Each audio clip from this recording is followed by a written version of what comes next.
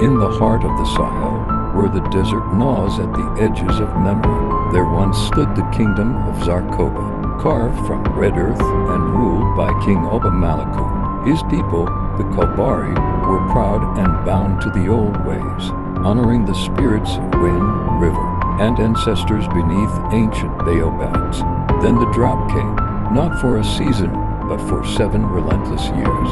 Wells turned to dust, cattle collapsed mid-stride, children grew so thin their ribs pressed against their skin. Malaku sent emissaries to every neighboring kingdom, but none would trade grain for promises.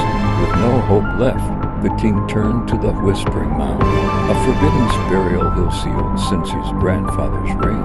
The elders warned him the mound did not give a tuck, but Malaku carried his people's hunger in his bones. On a moonless night, he climbed the mound alone. At its peak, he cut his palm with a meteoric iron dagger and let his blood soak into the soil. He offered himself so his people might live. The earth answered, not with thunder, but with breath. A dry, ancient voice demanded more than blood. It demanded a covenant. Malaku agreed. By morning, rain fell thick, black, and warm. Wells filled. Crops burst from the ground. Zarkoba rejoiced, but the blessings twisted.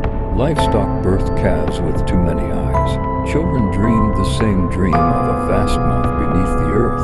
Malaku stopped sleeping, whispering in an unknown time, his shadow moving when he did not. Then came the hunger. Villagers vanished. Wet footprints led back to the mound. The guards found chewed bones arranged like a crown. Malaku declared a new law.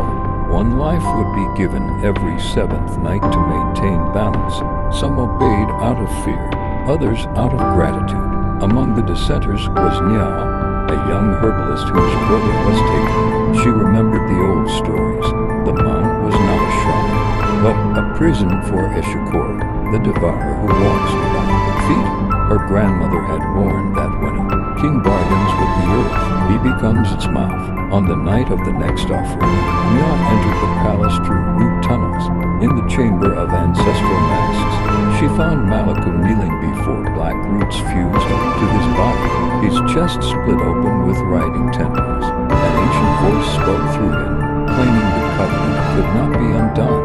Nya raised a jar of white ash baobab bark salt and the remains of the missing and hurled it into the roots. The chamber screamed, the roots burned.